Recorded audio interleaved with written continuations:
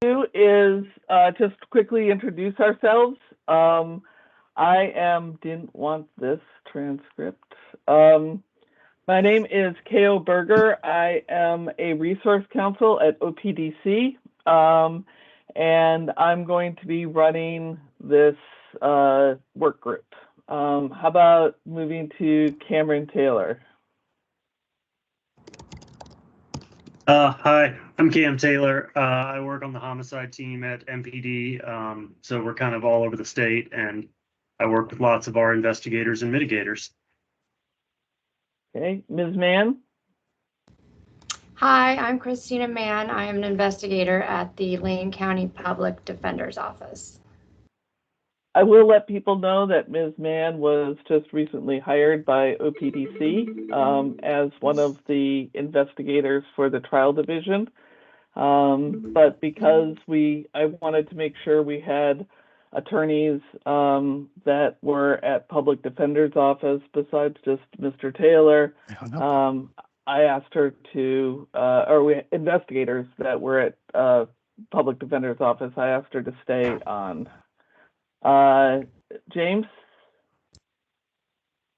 Despite the strange spelling of my name in this, my name is James, not with a Z. I have a bit of a typo there, and I am almost home, where I will join you. I am co-chair of the investigator committee with Steve Wilson with OPDS and involved in various other lobbying activities. I'm an investigator and a mitigator, and I used to work for the courts for a long time. Karen? Hi, I'm Karen Connell. I'm a mitigation specialist. Last 17 years, private practice, but worked for a bunch of attorneys through Oregon and Washington is where I'm licensed both. And then Mr. Hartwell, I'm just going around my screen here. No worries. So Troy Hartwell, I'm a private investigator and mitigator, working pretty much throughout Oregon. Alice Scott. Hi, I'm, as KO says, Alice Scott. I'm a mitigation specialist for about 15 years, was a trial lawyer for many years before that. And I work wherever I'm asked to go. And Laura? Hi, I'm a mitigation specialist. I've been doing this for about 22 years. And I also do defense victim outreach, and I'm just privately contracted. I can work in Washington and Oregon. And then Ms. Daniel? Hi, my name is Crystal Daniel. I'm an investigator. I work out of Southern Oregon, so a bit of a different perspective down here. I started in defense work in like 2010, went to child welfare and did child protective services. And now I came back to defense work where I belong and just do a lot of murders and sex abuse down here. Spencer? I'm Spencer Todd. I'm a defense attorney, passed the bar in 2013. I've been doing court-appointed criminal defense ever since, just kind of private bar off the unrep list, and now a bunch of murders. And then Steve. Hi, Steve Wilson. I'm an investigator in Portland, and like James mentioned, I'm the other half of the OCDLA Investigators Committee co-chair. All right. I wanted to thank all of you for offering to be on this work group, and I'll let you know that I gave you some information about the timeline and what this work group is about. I will let you know that because of the weird way we're breaking it up, one of the things that we want to do is when we're writing, if you guys want like mentorship or training to be part of the qualification standards, we'll put that in, but what that training or mentorship looks like won't be discussed until we get to the training and mentorship, all right? But like for the attorney standards, when we get to those, we're going to say something like the training program, developed by OPDC or this, this, because the training program is not going to magically appear. We need to still develop it and do the training. So what we're thinking about is as the trainings come on board, then the people will be required to do that. But so in other words, we're almost going to have two sets of qualifications for attorneys. These are the attorney qualifications until we get the training up and running. And then these are the attorney qualifications after the training's available. That's not saying that's how this group needs to do it. I just wanted to let you guys know that that's kind of what we're planning. So if you're thinking, just because there was a discussion about mentorship and training in the earlier emails, I wanted to just kind of talk about what that would look like in terms of this group. Does that make sense? Yeah. Okay. Honestly, have no preconceived notions here. I know that when I was a provider, I took part in some OPDC work groups that sort of felt like they had a agenda, and they just wanted us to rubber stamp the agenda. So that's why I keep saying I really honestly don't have an agenda. Well, I have an agenda, but I don't have an agenda. But the first thing I thought it would be good for us to talk about is the differences between an investigator and a mitigator. And should there be differences in terms of the qualification standards? If there should be differences, what would those look like? How would we define those two roles?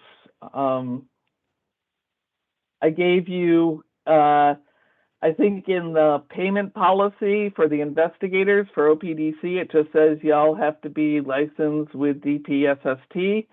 And then for the mitigation specialists, there's a little bit more of a definition. I will tell you quite honestly, I wrote that definition in about an hour when I was asked to write a definition of the mitigation specialist.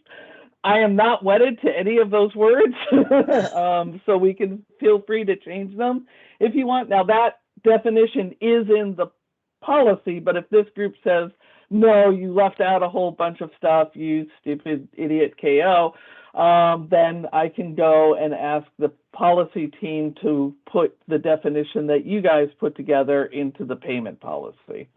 Does that make sense? Yes. Okay, so which one do you want to start with first? Investigators or mitigation specialists? In terms of defining your roles. Well, let's talk about investigation. Hey, let's, James. Well, and let me use better words. Let's talk about fact investigation, to be more Okay. precise.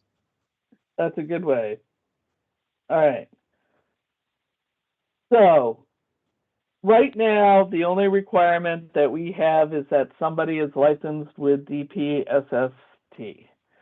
I took it from the discussion that was happening on email that you all think there should be more that we require, that should be the floor, but if you're going to be doing public defense, there should be more that's required. What are your thoughts on what more there was required? I saw talks about mentorship, about having, like, I know that I think it was California required a certain number of hours of doing private investigation before they can move up. What are your thoughts? Let me talk about the hours in light of DPSST really quick. So Okay. DPSST is a necessary base, but I think that sometimes we have treated them as, if you get a license from DPSST, that means you are in some way qualified to do defense work. When the reality is, it is an extremely basic entry. Basically, I would say that DPSST makes sure that you don't have criminal background that causes them heartburn, and that's about it. And so there is a provisional versus regular license, and there are only two differences between them. The provisional license does not allow you to supervise, quote, other investigators, though relatively few investigators supervise other investigators. Some do. And then the other part is that it requires additional continuing education credits per period if you are provisional.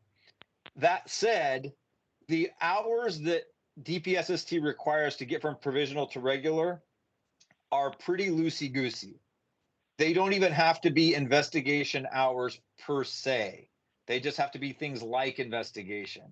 So I don't like those personally as an arbiter of being ready to do anything, though the idea of a number of hours is good. It just, to kind of like start the discussion, maybe we would say a number of hours working criminal defense in Oregon versus this kind of other ethereal thing.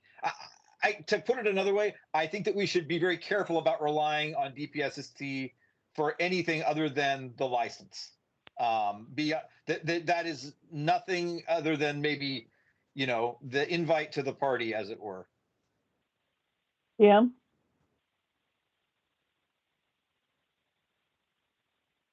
Sorry, I have a question for the overall thought process of what we're looking at here, because like I agree with James in that my understanding of DPSST is a very low hurdle, and that by itself certainly does not qualify someone. But in thinking about additional qualifications we want to recommend imposing, where's the balance in terms of like we want it to be something that is achievable so we can get people in to start doing this work versus keeping a high enough standard that we're only bringing in people that are going to do quality work? Like, can you give us some sense of what we should be thinking about there? Or, Well, I think the way we've been looking at it is, you have to pass the bar to become a lawyer and pay your PLF. That's a basic that every lawyer has to do, but we have requirements for, and they may be minimal, like you just have to watch 5 criminal trials in order to be misdemeanor qualified. So, whoopee, that's not a whole lot, but it's something else. So I think we can use the DPSST license as the floor and then say, but if you want to do criminal defense, this is the procedure that you go to. It is a balance between wanting to get people in the door and wanting to make sure we have quality work. I have to say that I think to some extent it becomes a more attractive profession when there is a clear path of this is what I'm going to do and this is how I'm going to get to where I want to go versus, when I've had a contract to do death penalty work, it was like, okay, cool, now how do I get cases? And they were like, OPDS was like, well, call lawyers and ask them if they want a co-counsel. And I'm thinking, surely there must be a more organized way that this works. And there wasn't, but it was a challenge of breaking in. So I understand. Troy. So to piggyback on what James was talking about, I like having a floor. And then what you were talking about, maybe we set up some kind of standard where if you're a new investigator, you do misdemeanor only, or you do, a certain level of misdemeanor, maybe, B or C misdemeanors until you get a certain number. And you can have somebody sign off on those and then move up from there to C felonies, kind of like what the lawyers do. The lawyers are misdemeanor only and then C felony and then major felony, then ballot measure 11, then murder qualified. Something like that. I have ideas, but I don't want to be the only one sitting here. And, I'm a real proponent of, I run an agency and I have 10 investigators. I train them. They come in without a license. I train them for 48 hours, over 8 weeks. And then we do an on-the-job training because you can't learn this overnight. So it's very, very important. And then from there, a lot of my investigators move on and go do their own thing after years of service. So, and that's a good thing. That's a very good thing. That's a good one. It's sort of the method of how we see almost the nonprofit public defender's offices, getting some people stay, but some people leave to do their own thing. James.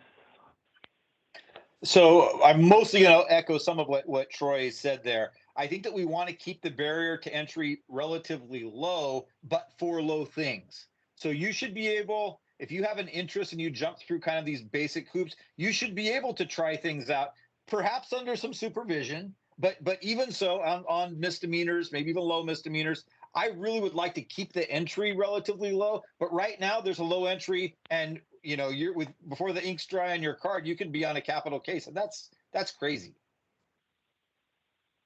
And to echo one more thing that I appreciated that Troy said, and this is part of why I appreciate having Troy on here. The idea that we mentor people and then they kind of launch, I think is really good. There are other agencies different from Troy's who have people sign covenants not to compete and complicated things that kind of trap them in a situation. I would really, really encourage us to avoid those situations if we can.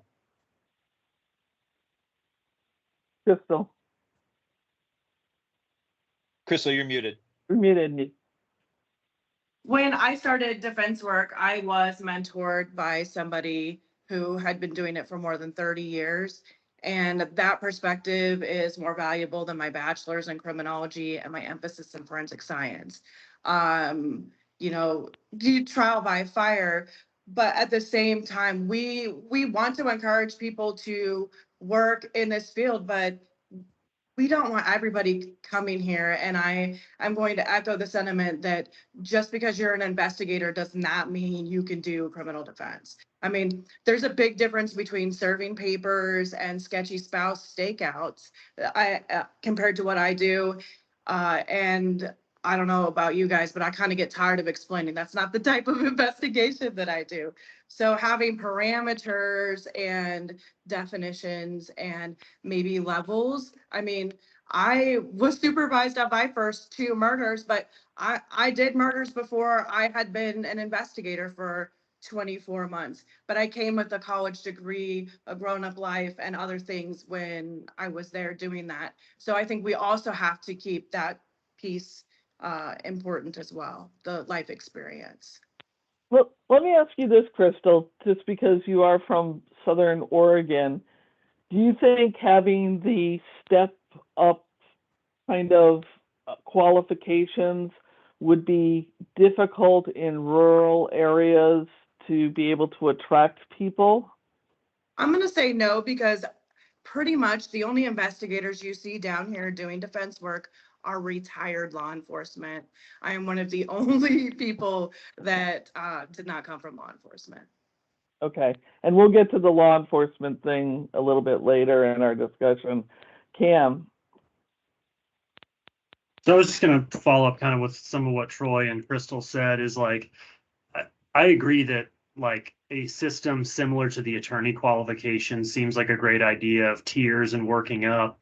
But one of the things that's always really bugged me about the attorney qualifications is there's not really a lot of emphasis on the quality of the work. It's just number of trials. Did you do your 2 misdemeanor trials? And I mean, I think that's bad for attorneys, and I think it would be equally bad for investigators. So trying to come up with metrics for quality of work, I think is equally important in this. We agree, yeah. Alice? Hi, well, I hope I can remember what I responded to. Sorry. I wanted to go back to your original question about the differences between investigators and mitigators. I am a mitigator. I would feel completely over my skis if I were doing a fact investigation. And, you know, to Crystal's point about coming to her work with, you know, degrees in very sort of specifically related areas is a wonderful thing, but also recognizing that not everyone's going to have that. How do we roll in, you know, sort of the lived experience, not necessarily meaning I was a defendant and served time, therefore I am qualified, but, you know, a combination of education and the stepped up, you know, case types. that seems to me to make a lot more sense. And looking at the distinctions between investigation and mitigation, to me, it's all about what's your skill set and what's your training. So let me ask you this, Alice. Since we started on the mitigation portion, right now, OPDC will automatically approve, well, not automatically, but will approve mitigators on murder cases and juvenile waiver cases where the waiver petition, where a waiver motion has been filed, and with exceptions, if the attorney can say, no, really, I need this person. And those, we have approved mitigation specialists on other types of cases. Certainly we've been looking at like J-law cases and those things, but when we start getting to like C felonies, while we understand that it would be great to have a mitigation specialist on a C felony, are the timelines really realistic that that's something that could happen? Does that make sense? Yes, and it's a good question, because as I've been thinking about this, I think it's all really complicated. Back when I started practicing in the EO scene, we never heard that word, mitigation, and we had to do everything ourselves anyway. But when you think about it, every single case, a client has a story to tell. It's not always going to require a specialist to tell that story. Very often the attorney's going to be able to gather the information and present, a very complete picture at whatever sentencing phase it turns out to be, whether it's a shoplift case and your client is a street person with, mental disabilities or whatever it turns out to be.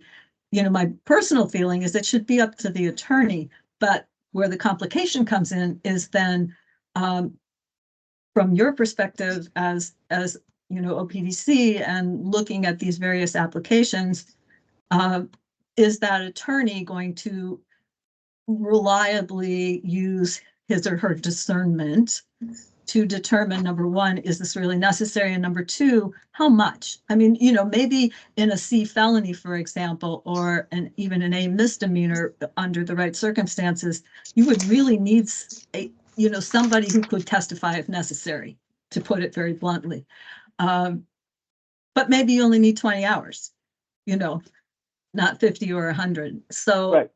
I don't, I've been trying to rack my brain and see if there's a way to come up with some, I don't want to say cookie cutter, but some, formulaic way to look at that. And I haven't yet. And I think Troy is right on what he put in the chat.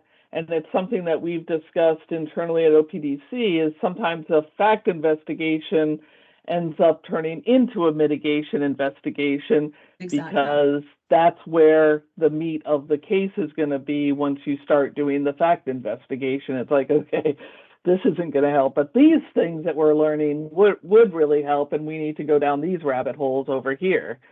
Yeah, Crystal.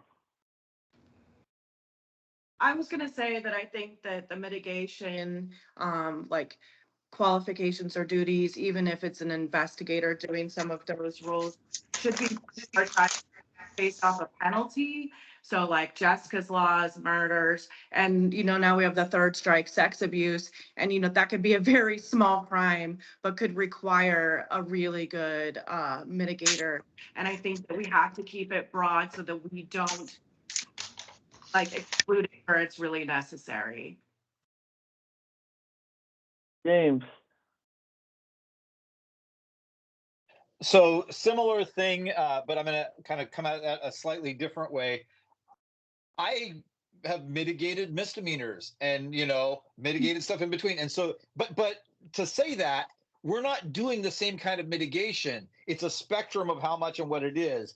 And so perhaps even a tiered level of that, recognizing that I understand why I think we do ourselves a bit of a disservice by putting mitigation in this wholly separate box when, well, like Alice says, not every mitigator is a fact investigator, not every fact investigator is a mitigator, but there is a tremendous amount of overlap, especially in the lower regions. And okay. I think that you could basically kind of make that spectrum broken up by, as I think Crystal said or someone said, by the penalty. Jessica's law, and I mean, I'll give an example. You know, a 10-year manslaughter might not seem to cry out for mitigation, but you know, when there's 3 or 4 people in the car and now they're looking at 40 and the state isn't moving, that's a horse of a different color. So Right. I think that recognizing, I'm going to call it the spectrum of mitigation and how that changes, Okay. just like the level of investigation that is done on, you know, a TriMet fare evasion versus on a Jessica's Law case is different. We just find these kind of ways to chop it up into different pieces. Crystal, did you have something else to say, or did you just forget to lower your hand?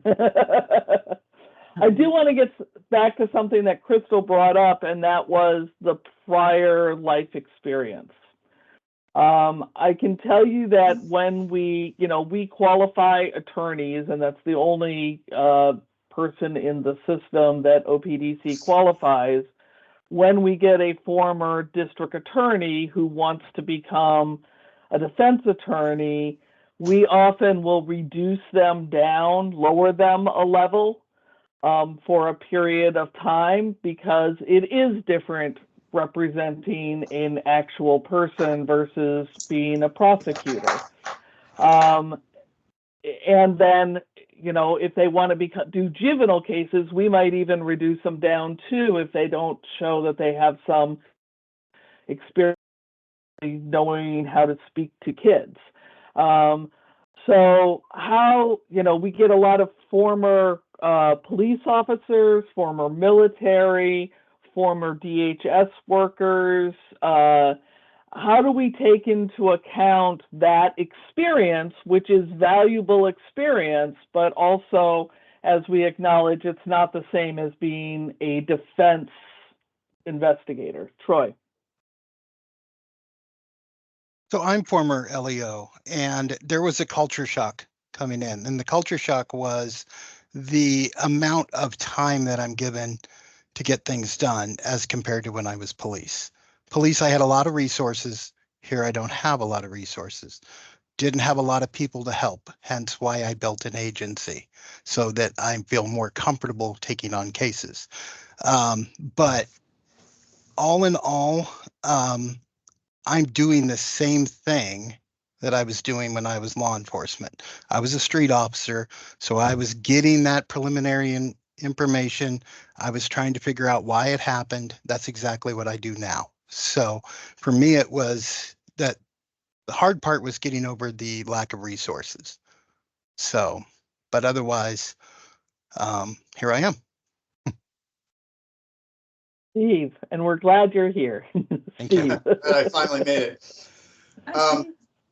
I think that this brings up the mentorship / training / internship, whatever you want to call it, factor, where you have somebody who is experienced, who can work with somebody on a case or two and be able to point them in the right direction for whatever it is that they need to be educated on. I mean, we're talking about people, not just with law enforcement, people coming in with backgrounds in social work or backgrounds in journal. A lot of journalists go to private investigation. So there are going to be facets we can assume of their prior life experience that are completely applicable, but there might be other big holes that they just need somebody who knows what they're doing to look over their shoulder and say, you know, a little bit of this and a little bit of that. So I really think that as part of the standards in getting sort of approved to be on an investigator or a mitigator panel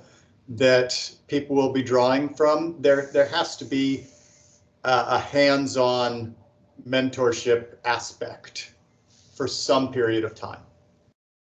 I'm hearing just generally overall, everybody's in agreement that there should be some kind of mentorship training program, something that people get that information. But it seems, you know, mentorship for especially fact investigators, but also I think the mitigation is probably, I'm hearing, a little bit more important than just taking a CLE and learning stuff, because you're actually out in the field with somebody and having real life experiences versus me trying to make up real life experiences and asking them what they would do in a totally strained, when you're sitting at a computer being asked, well, what would you do in this situation? It's a cold situation. There's not a lot of emotion. There's not a lot happening, versus being out in the field where there's a lot going on and you have to make a quick decision. So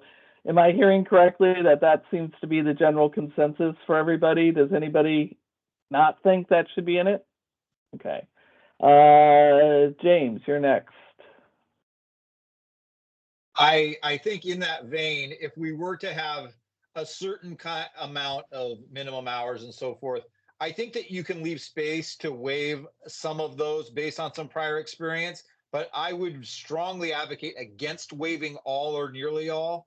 I mean, I'm very much spitballing this to throw the idea out there, and I realize we'll address this probably more at a subsequent meeting, but maybe like a max of half or something. I mean, it is like Troy says, things can look similar, but they are then different. And I think that I have seen people come in and think that their prior life experience fit right in, and maybe it really did help, but it wasn't everything. And so it's more about learning what you don't know than learning, period. Did you have something else to say, Steve, or did you just not lower your hand? Well, I always have something else to say. No, my hand is still just up from before. All right. Crystal. I was going to speak on the child welfare piece because I can tell you what they require for child protective services. So they've lowered the educational standard now to an associate's degree, but when I did it, it was a bachelor's degree, and you had to have 6 weeks of training, and that takes place in Salem in 2-week chunks. So you have a lot of training, and most of that is investigative. Like, how do you take somebody's child using your verbal skill and like get things done. So I think that, like, if you have people coming from that agency, you're going to have people that have maybe had some really good training, but you also have people like 70 or 80% that don't make it past the first year. So you just don't want those people that have gone to that 6-week core, stayed with the agency for a year, and then come to us. We don't want that either. Right. Laura. I was going to say a lot of what Steve and James said, so I don't need to repeat it, but I do agree with them very much that I think if you're going to enter a new area, even if you have the certificate, which we know is really easy to get, you should work with someone or have some life experience so that you can really know what that job entails and we can be comfortable with it. And then if you want to enter another area like mitigation, I think, again, if there's some mentorship involved, not just hours of reading a book, but actually working with someone. Or maybe you have that experience in another state. If you can show you have that experience with this area, then that's one thing.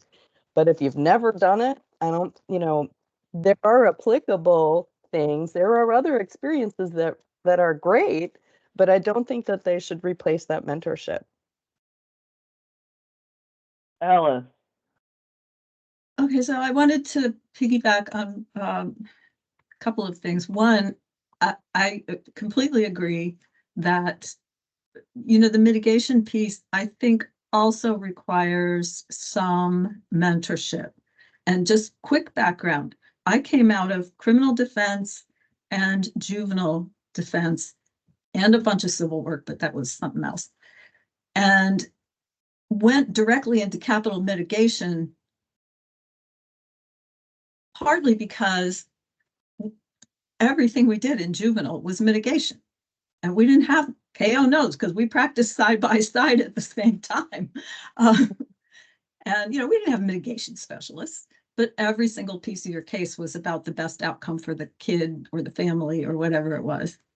And so we were doing that anyway. But when I got sort of press ganged into doing capital mitigation because I had all this background with, I understood DHS records. I knew what special ed stuff was about, and all of our capital clients had all these issues. I still insisted that Ellen Rogers never leave my side, at least metaphorically, if not literally, for years. And because I could bring all those skills, but I don't have a bachelor's degree in psychology, social work, or any of those things. I'm a lawyer, by training and licensing. And so on the one hand, I think it's important to look at that broad spectrum of experience, but also to really make sure that there is at least somebody on board for that person, no matter how well qualified they may look, who is committed and will be accountable to be available to that person, even if it's just on an as needed basis. That maybe you just, when you have somebody with like a bunch of qualifications, but no specific experience in a field, you say you need to have a mentor, and that person needs to basically sign a contract that they will do that. They'll be available and they will help. Right. So listening to everybody, I just had a great idea. We're talking about what the lowest level is. Maybe we should also talk about what the highest level is, because the middle will fill itself in. And I think we just identified that by the highest level would be a mentor investigations or mentor, and we could make a list. Well, we could make a qualifications, who would qualify for that, and then put that list out there so people can know who that is. And then, we can discuss, what that looks like. Would that be a higher rate for a mentor investigator if they're mentoring somebody? Something like that, or, a few more hours maybe because you're mentoring. There's ways to do that, but to help compensate for the resources needed to train somebody, I will tell you it takes a lot. So, Well, and especially to do it right. And that's a good segue to the next thing I wanted to talk about, which is how do we, if we're going to set up this mentorship thing, how do we do it? Because obviously those of you who are very experienced would be the ones likely to be called on to be the mentors, right? To mentor these young folks coming up.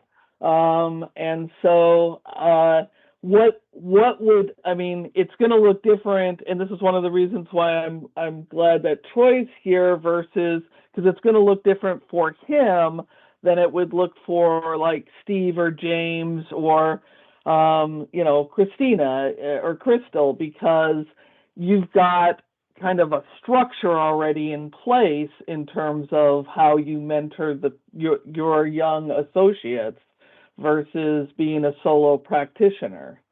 Steve. I created a mentorship program through FPD for the investigators, which unfortunately did not really last very long, but we did create a structure for it. And we created kind of an intake where the idea is that the mentor would meet with the mentee and they'd go over this list. And it's, do you know how to do this? Have you ever had any experience doing this? And just go through this list of stuff to get kind of a starting point for this person, give the mentor an idea of what the mentee needed to work on. And then they would work on cases together. And the idea was that it would be kind of a smaller, lower level case. The mentee would be doing the work and the mentor would be there just to guide them, to answer questions, sit in on some meetings with attorneys, make sure that they know what they're supposed to do, not do the work for them, but be there for oversight. And then at the end, they'd kind of go through the list again after a couple of cases and make sure everything was done. And then they'd be released, to go do cases on their own. That was the basic structure of it. Okay. And I can probably upload all that stuff and share it so we have some of those just as something to look at. If you'd like to, if you can send that to me, I can get it out to the group. Unfortunately, we were unable to figure out a way that we could upload documents and all work on them together. I mean, I know there's ways to do it outside of the OPDC, but within the structure of OPDC, that's something that can't be done apparently, because we have yet to join the 21st century. Yeah, Cam. That discussion from Steve kind of got me thinking about the Oregon State Bar's new lawyer mentor program, which I think also might be a good model. Because one of the things I was thinking about was like, it's really cool that Troy, for example, you have your company and you bring people in and mentor them. But if we're talking about the sort of solo people, we want those people to come in. And so we need to create the organization and structure for them to say, I'm a new investigator, pair me up with someone, which the bar does a great job of. And then the bar in that program provides a pretty extensive rubric of, they match you with someone in your practice area, and then they say, okay, here's at least 10 big topics, and in them, here's a dozen subtopics. You need to cover all of these. And they're a mix of like, the ethics chapters, like discuss the ethical rules generally, here's some specific ones about your practice area that particularly apply, sign off that you've discussed those. And there's also like functional things like the mentee must attend at least 2 client interviews with the mentor, stuff like that. So, and it's about a year-long program that you work through, and then at the end you send it in, and the mentor gets the benefit of a CLE credits, and then the mentee gets all of our wisdom. So Karen.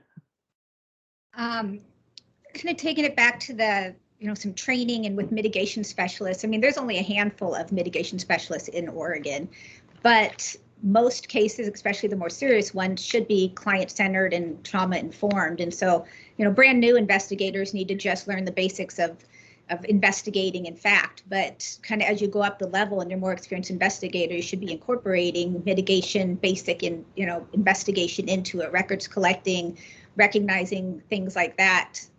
So then experts not always needed, but mitigation and knowing mitigation is what qualifies you to be an experienced investigator in Oregon in these types of big cases.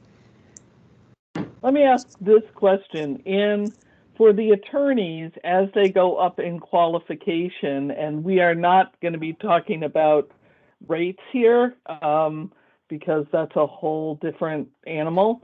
But would your recommendation to OPDC be that as investigators or mitigation specialists go up these qualification standards, they get increased hourly pay? So you'd start at this base level, which might be lower, and then as you go and you're qualified to do more and more serious things, the amount per hour that you would get would be increased, with mentorship being something that when you are approved to be a mentor, that would be like the highest level of pay that the investigators, mitigators would get. Is that a structure that you think would work within your profession or not? Are you asking for the attorneys? I'll ask you, Karen. You were talking, so.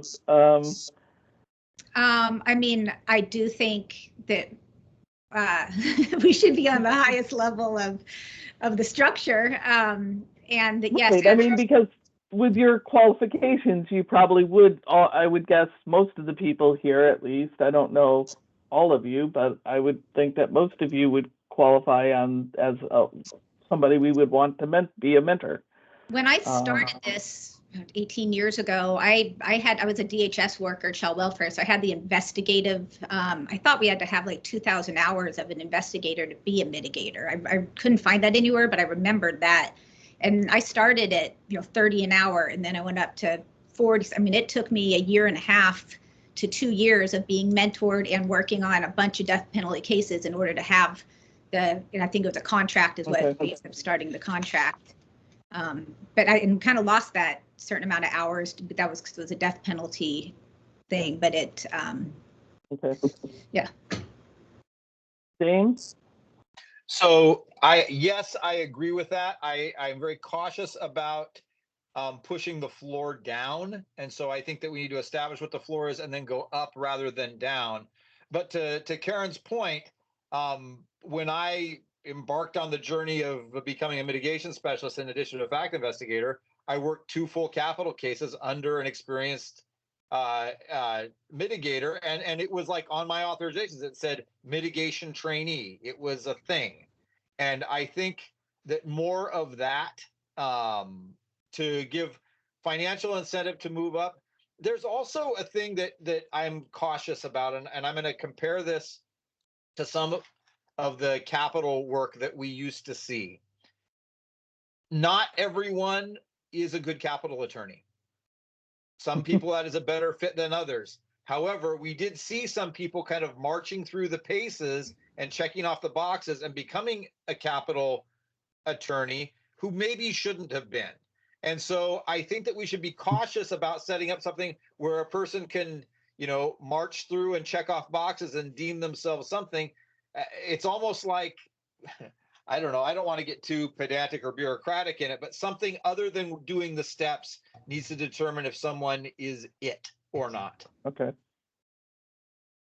Spencer.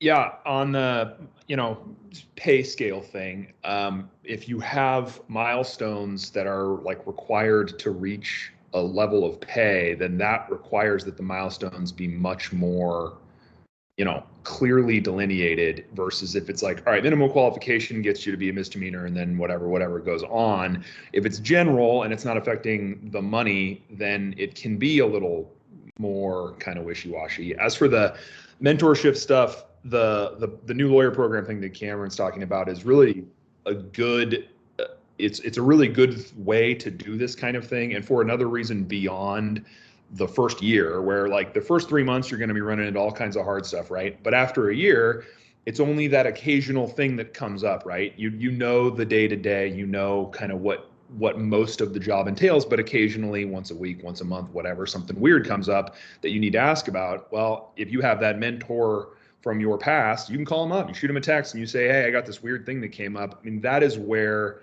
among lawyers, that is like where all of the hangups are. And so if you have that 1 or 2 people from, mentorship in the past that you can reach out to, you can avoid a lot of the problems that would have come up. So something like that new lawyers thing for PIs would be, I think, a brilliant way to get it going. And then kind of create hopefully at least some level of longevity for being able to ask. Troy. So James, were you talking about like a board review? After you get entry level, but then to go to above, you have to do a board review? That's one way of doing it. I don't really have like this is how it should be, but something like that. Yes. Something other than checking off the boxes. And a board would be one way to do that. I'm certainly interested in other ways, but something. Got it. Okay. How would that work for you, Troy? I could see, probably a solo person, okay, I've done this, I now go in front of a board, but if it's going in front of a board, that's sort of taking, to some extent, your control as an employer away from you? So we're talking about quality, though, and we're talking about future of criminal defense. Right. Just because it would be, I think it's better to sacrifice early than to suffer pain later. Okay. And and anybody can be an entry level, I think is what James saying. We don't, or what everybody's saying, we don't want to bar entry level, but we want to be careful when they promote. We've all made the mistakes. I think we can teach people from our mistakes. So all of us. And I made the mistakes, Steve.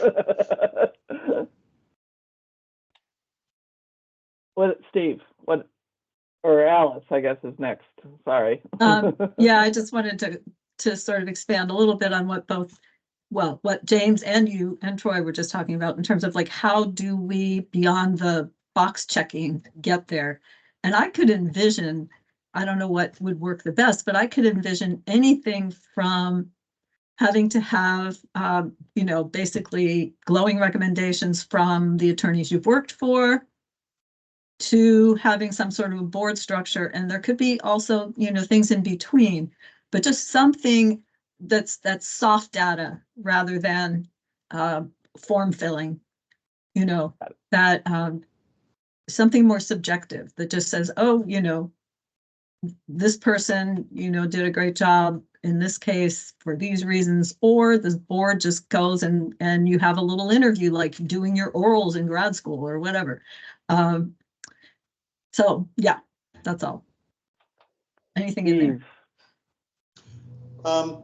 In terms of sort of box checking stuff, I wonder if there's a way for OPDC to administer or make available, maybe through an OCDLA, a continuing education that is specifically aimed at, basic level or higher level or something like that. So you have to take this class so that you can qualify.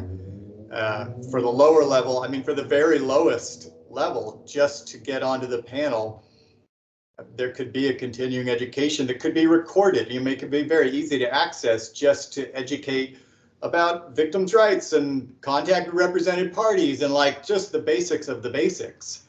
Because I certainly, when I started, I didn't have anybody tell me, and I broke all kinds of rules that I should not have broken. And it would be nice to have that built in. I can tell you that the plan, at least for the attorney qualifications, is that we are going to have essentially video trainings for a lack of a better word, virtual trainings that will need to be completed in order for, plus other things, in order for attorneys to move up. We have discussed whether we would have the same type of virtual trainings for the core staff and decided we weren't going to make that decision because we really did want to go into this with trying you guys telling us if that's going to be something that would be worthwhile. But if it is worthwhile, then yes, we would be putting together the virtual trainings. And obviously it would be because none of the resource council are investigators or mitigation specialists. It would be something that we would be previewing to the community saying, is this what you're, is this right? Are we on the same page? We do know that NAPD has some, that's the National Association of Public Defenders, does have some trainings that do include some investigator trainings. And we're hoping we can kind of clone onto some of them so that we can put the trainings up fairly quickly. But that's the plan, at least on the attorney side. If it's something that you all would think that it's worthwhile us looking into, then it would be something later when we were discussing training that we could preview for you about what it would look like, what we're thinking, that sort of thing, and see if we're on the same page. Crystal. I was going to say that I think the attorneys that you work for would be the most qualified to be giving the feedback, because they're also the ones picking to work with you. So I don't think that they should be left out of that model of feedback. And secondly, I do federal stuff too, and the feds have always been pretty good about doing paralegal and investigator trainings all over the United States. There is no cost to attend, and you just stay at the hotel that they recommend. And I have learned more about using like social media and locations and more of the high tech, like right in this second education. I always get it from the feds, can't find it anywhere else. So okay, yeah. Laura, I'm going to give you the last word, and then I want to wrap up here because I don't want to take people's time past the hour that we promised you. Okay. Super quickly, I kind of, Karen reminded me that, yeah, there was this level when we were getting contracts. And I think that if we had a certain number of CLEs, a certain number of cases, a certain number of recommendations from people that we've worked with, certain number of hours, all kind of put together, that might be the level where we can say, okay, now you're ready to go up and actually be this. That's all I have to say. So, as you know, we're on a tight timeline. My plan was to put all this sort of in writing and digest it all and get it out to you tomorrow. Hopefully earlier in the day than later in the day, but that's my plan, is to get that to you tomorrow. I'd like to have a meeting either Thursday or Friday. Would it be easier for you all if I set a doodle poll, or do you want to try to schedule it today, like with us all here? I will let you know we do have one other person on the committee who is the mother of an incarcerated young man who applied to be on this, and we asked her to join us. She was not available today. I asked for her availability before this meeting and she didn't respond. So I'm hoping if we pick a time now, it will be a time that she's available, but she was pretty non-available for this meeting. I could do another doodle poll. What works for y'all? I think doodle poll is probably a good idea. There's a lot of us here. Okay. All right. I will send out the doodle poll probably, hopefully tonight, maybe tomorrow morning. I need to look through my mailbox and see what emails have come in since we've been talking. This should, I'm hoping that this recording will get up on the YouTube website later today. If not today, it will be first thing tomorrow. It's me having to do some technical stuff, which is never a good idea. So, you know what, we'll see how it goes. Any other final questions? Alice, did you have one final thing you wanted to say? I'm sorry. Okay. I just put my hand up because I was going to say, I have my calendar. I could do it right now. I'll do it. I'll send a doodle poll. Any other last thoughts that anybody has? All right. Thank you for this. Thank you. Thank you all. Yes, I thank really you. appreciate it. And, you know, if I get something really wrong in the summary that I write, please correct me. You know, this is supposed to be a group project, so I'm just your scrivener here.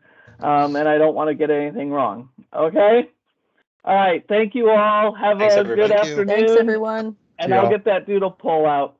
Thank you. Thank you. Bye-bye. Bye-bye.